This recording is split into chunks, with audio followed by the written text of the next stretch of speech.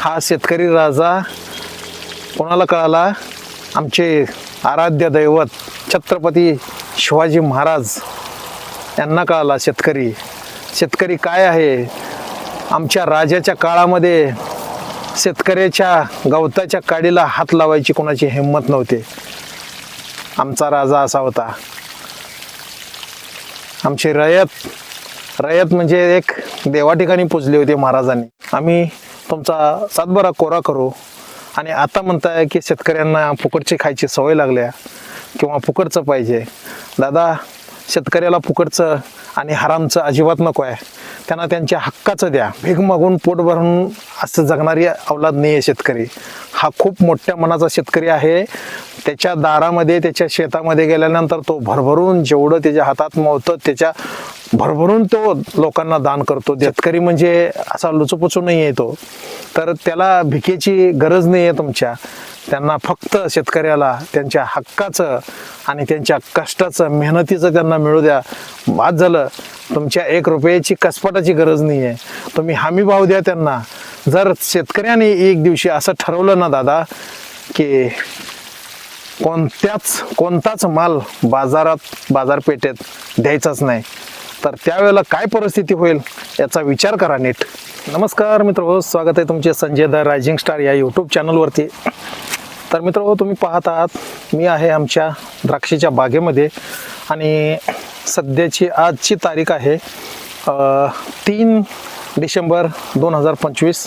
तर तुम्ही पाहू शकता द्राक्षीच्या बागेमध्ये आहे आणि या ठिकाणी तुम्हाला पाहण्यास मिळत आहे सध्यात द्राक्ष लागलेले आहेत आणि अगदी आत्ताच फ्लॉवरिंग स्टेज ओलांडून आत्ता मनी शेट झालेले आहेत आणि तुम्हाला मी बॅक कॅमेराच्या साहाय्यानं दाखवण्याचा प्रयत्न करतोय. तर या ठिकाणी निश्चितच लक्ष देऊन मनपूर्वक पहा आणि ऐका मित्रांनो. तर चला आपण बॅक कॅमेराच्या साहाय्यानं तुम्हाला दाखवण्याचा प्रयत्न करत आहे. तर मित्र, जसं की तुम्ही पाहत आहात जस्ट आत्ताच फ्लॉवरिंग स्टेज कंप्लीट करून मनी सेट झालेले आहेत आणि या ठिकाणी आपले द्राक्षाचे घड लांबलेले तुम्हाला दिसत आहेत. तुम्ही पाहू शकता या ठिकाणी. तर सांगण्याचा हेतू आणि उद्देश इतकाच आहे मित्रांनो. तर यावर्षी पाऊस खूप प्रमाणात झालेला आहे. सर्वीकडेच इतका पाऊस झाला की अगदी मेच्या 20 तारखेपासूनच पावसाला सुरुवात झालेली आहे ऑलरेडी यावर्षी. आणि दिवाळी संपल्यानंतर सुद्धा आपल्याला या ठिकाणी महिनाभर पाऊस पाहण्यासाठी मिळाला. तर ह्या पाऊस खूप जास्त झाल्याने गारवा शेतीमध्ये रानामध्ये जास्त झाल्यामुळे बागेला यावेळी माल खूप कमी प्रमाणात पडलेला आहे. अख्ख्या महाराष्ट्रामध्ये तुम्ही पाहिला तर खूप कमी प्रमाणात आपल्याला माल पाहायला मिळत आहे. तर त्याचं कारण असं आहे मित्रांनो, खूप पाऊस झाल्यामुळे जमिनीतली जी ओल आहे ते ओल तशीच कायमस्वरूपी राहिल्यामुळे द्राक्षाला एक उष्णता लागते की ज्या वेळेला आपण फळ छाटणी घेतो त्या पिरियडमध्ये काडीमधून घड बाहेर पडण्यासाठी वातावरणामध्ये गरमी हवी, त्यानंतर रान तापलेलं असावं. अशा वेळेत चांगले घड पडतात, चांगला माल पडतो.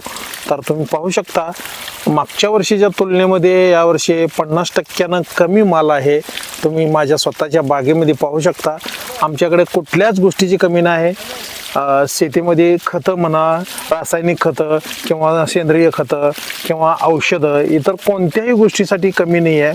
खूप प्रमाणात आपण औषधं खतं वगैरे दिलेले आहेत. आणि हे आपली बाग यावर्षी 4थ्या वर्षीची बाग आहे. म्हणजे येणारं पीक हे आता 4थं पीक आहे. म्हणजे जे चालू आहे ते पीक 4थं आहे. तर बाग ही अशी जुनी आहे असं म्हणता येणार नाही. तर तुम्ही पाहू शकता मागच्या वर्षीच्या तुलनेमध्ये खूपच कमी माल लागलेला आहे. तर ह्याला काय आता पर्याय नाही मित्रांनो. शेवटी निसर्गाचे कोणीही झुंज देऊ शकत नाही, हे तितकंच सत्य आहे. आपल्या हातामध्ये जेवढं आहे आपण तेवढं केलेलं आहे. तुम्ही पाहू शकता.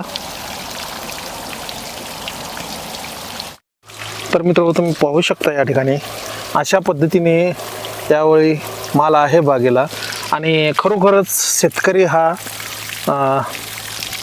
इतका हातबल झालेला आहे, एकतरी निसर्गाच्या पुढे आणि दुसरी गोष्ट जे हमीभाव नसल्या कारणाने शेतकरी आज खूप म्हणजे खूप आर्थिक संकटात आहे, खूप अडचणीत आहे आणि या शेतकऱ्याला तारणारा आजपर्यंत कोणीही नाही.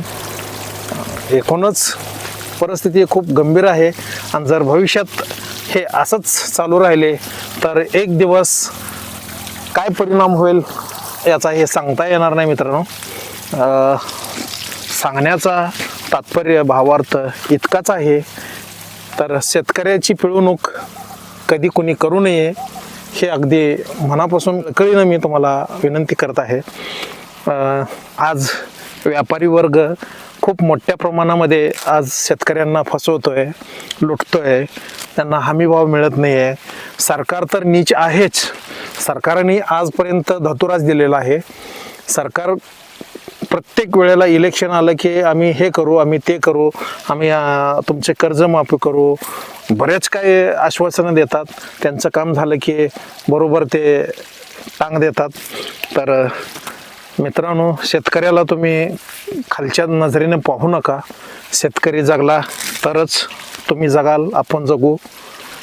त्यासाठी मित्रांनो तुम्हाला हात जोडून कळकळीची विनंती आहे, तुम्ही बाकी कोणालाही काहीही करा, पण जो लाखाचा पोशिंदा आहे, म्हणजे आता सध्याला आपल्याला शेतकऱ्यालाच लाखाचा पोशिंदा म्हणावं लागेल, कारण शेतकरी जगला तरच बाकीच्या सर्व गोष्टी होतील, जगतील.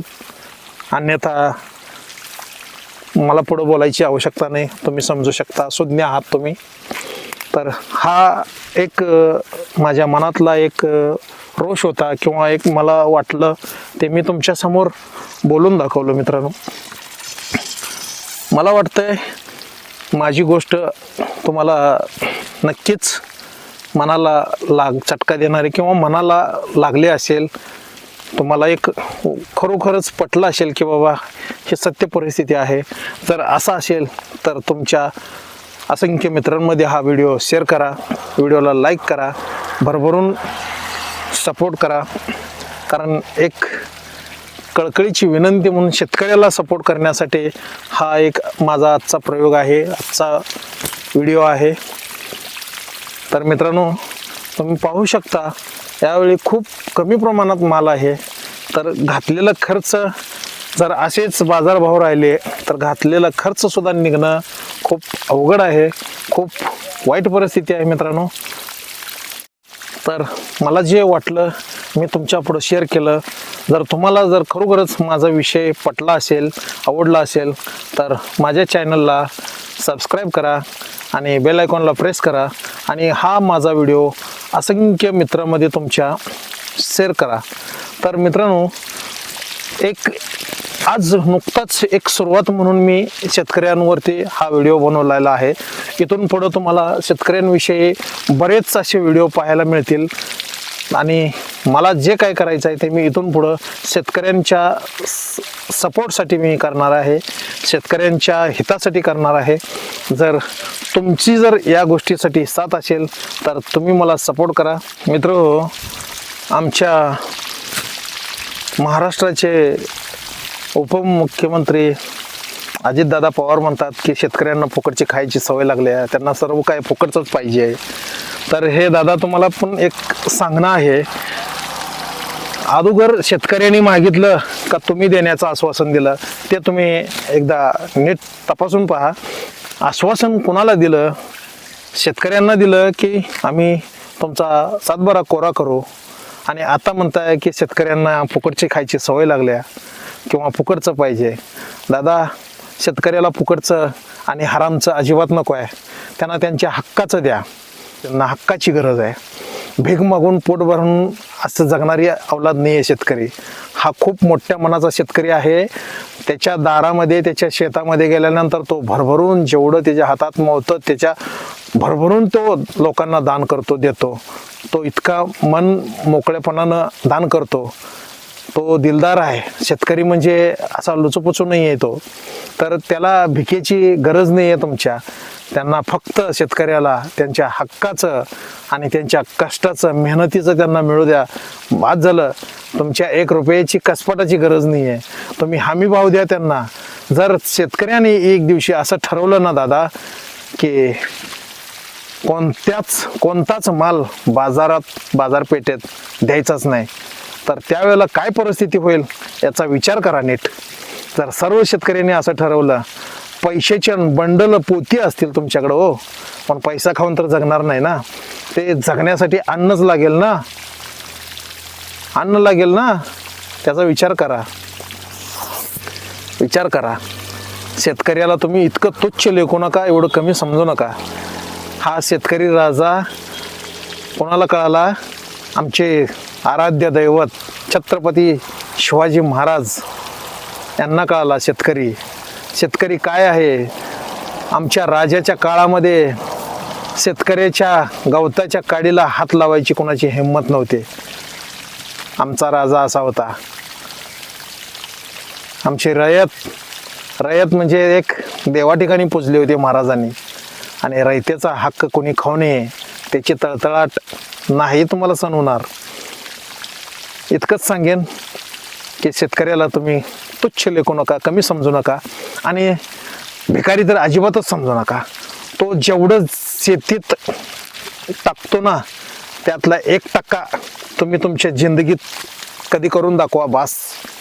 त्याला माहीत आहे मी जे हे करतोय हे जोपर्यंत त्याच्या पीक निघून त्याच्या पदरामध्ये पडत नाही तोपर्यंत त्याचं नाही आहे, त्याला चांगलं माहीत आहे. पण तो कधी घालताना मागं पुढं पाहत नाही. हे काळी आहे, एक ना एक दिवस भरभरून देणार. त्याला आत्मविश्वास आहे. त्यासाठीच म्हटलंय मुंबईचा किस्सा आणि शेतातला पसा, ह्या खूप जुन्या म्हणी आहेत. तुम्ही एकदा याच्यावर गौर करा आणि बघा पटतंय का. ज्या वेळेस देव द्यायला बसला तर तो इतक्या एवढ्या जाग्यात देव देतो. त्यासाठी म्हटलेलं आहे 100 सोनार की आणि 1 लोहार की. तर जास्त न काय बोलता इतक्यातच समजून घ्या, शेतकरी हा शेतकरीच आहे. त्याची बरोबरी कोणाशी कधी होऊ शकत नाही आणि भिकारी तर कधीच समजू नका. तर चला मित्रांनो, पुन्हा भेटू अशाच नवीन व्हिडिओमध्ये. तोपर्यंत जय हिंद, जय जवान, जय किसान.